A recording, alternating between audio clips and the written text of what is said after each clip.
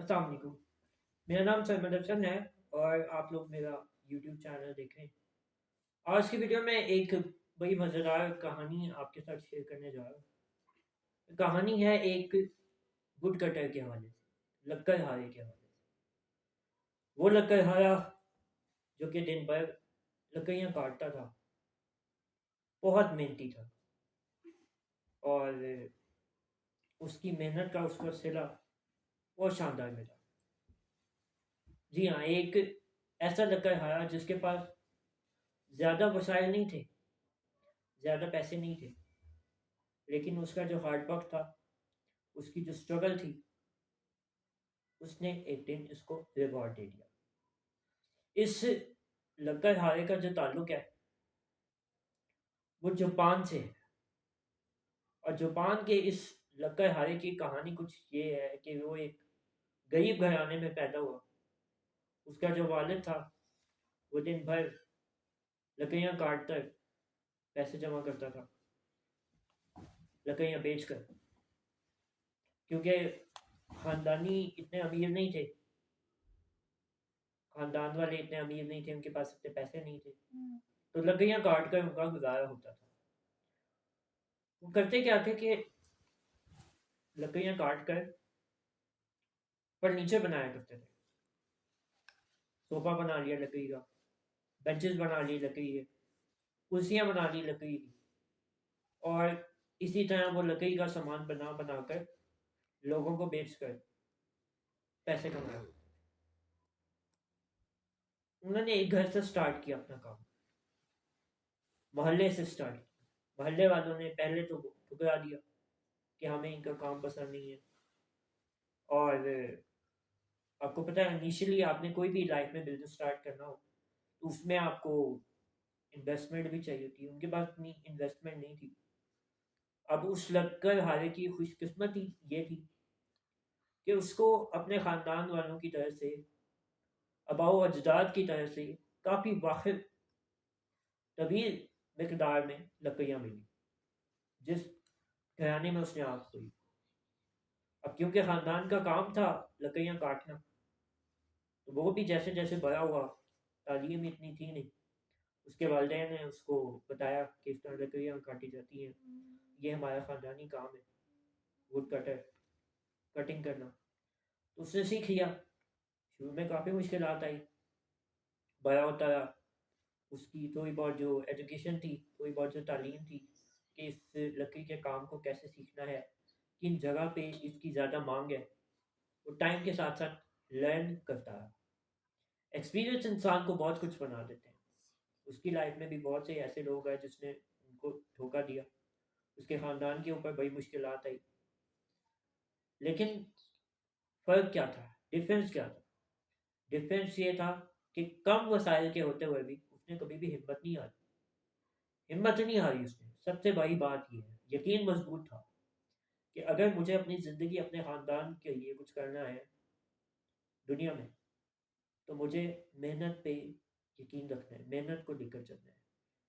تو یاد رکھیے گا کہ جو بھی انسان ہارڈ ورک کرتا ہے، یہ لائف میں اسٹرگل کرتا ہے، اس کو بہت کچھ سیکریفائز کرنا پڑتا ہے، بہت کچھ چیزیں چھوڑنی پڑتی ہیں، بہت سے درد، دکھ برداشت کرنے پڑتے ہیں، اپنوں کے تانے سننے پڑتے ہیں، غیروں کی کڑوی باتیں سننی پڑتی ہیں، تنقیدیں برداشت کرنی پڑتی ہیں، معاشرے کی جو غلاظت ہے اس کو برداشت کرنا پڑتا ہے، اور لوگ کبھی بھی آپ سے سیٹسفائڈ نہیں ہوتے۔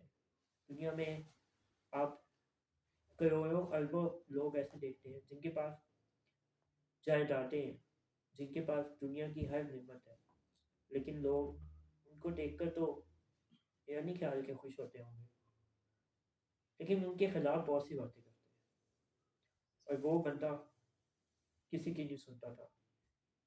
جس وڈ کٹر کی میں بات کر رہا ہوں، اس کا ایمان مضبوط تھا، اس کا یقین مضبوط تھا، مسلمان نہیں تھا، لیکن ایک اسٹرگل تھی۔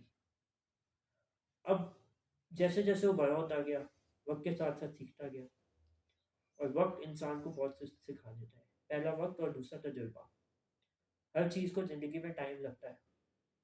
ٹائم جو ہے نا، مشکل ضرور ہوتا ہے لیکن گزر جاتا ہے۔ सीखता रहा लकड़ियाँ काटते हुए अपना, और मुख्तलिफ ममालिक में उन्होंने अपना जो बिज़नेस था वो आहिस्ता आहिस्ता करके स्प्रेड कर दिया, फैला दिया। फिर उस वुड कटर के जो आने वाली नस्ल थी, उसके जो बच्चे थे, उन्होंने भी दो तीन जगहों पे इन्वेस्टमेंट की। इन्वेस्टमेंट उनके पास यही थी कि वो जो लकड़ियाँ उनके पास पहले से मौजूद थी, जो उनकी ख़ानदान की अमानत थी, उन्हीं को बेचकर, उनको काट कर ही नई लकड़ियाँ वो लोग बनाते थे, उनके पास सामान आता था।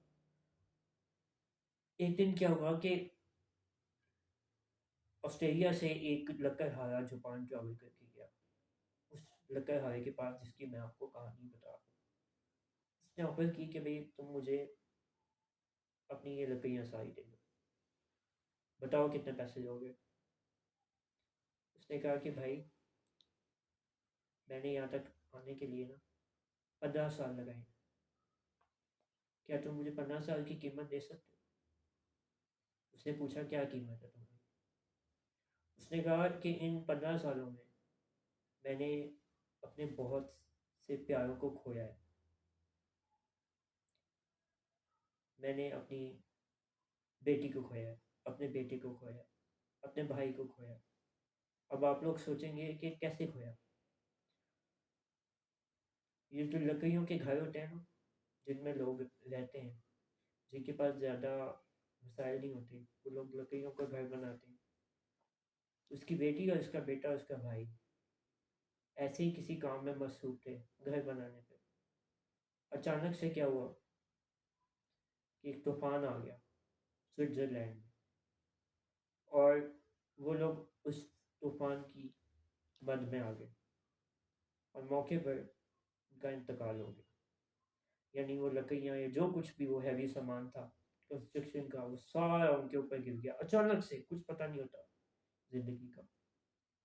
तो उसने कहा कि क्या तुम उसकी कीमत मुझे देने आए हो, या ये जो मैंने 15 साल लगाए हैं इन चीज़ों को बनाने में, तो मुझे उसकी कीमत देने आए हो। उसने कहा कि ऑस्ट्रेलिया से जो, स्विट्ज़रलैंड से जो जापान गया वुड कटर, उसने कहा कि तुम जो कहोगे मैं करने को तैयार हूँ। उसने कहा कि नहीं, मैं बस इतना चाहता हूँ कि दुनिया में जो लकड़ियाँ काटी जाती हैं इनका मुस्बत इस्तेमाल हो, इनको पॉजिटिव वे में यूज़ किया जाए। आप दरख्त लगा लें, आप ट्रीज़ बना लें, आप लकड़ियों के घर बना लें।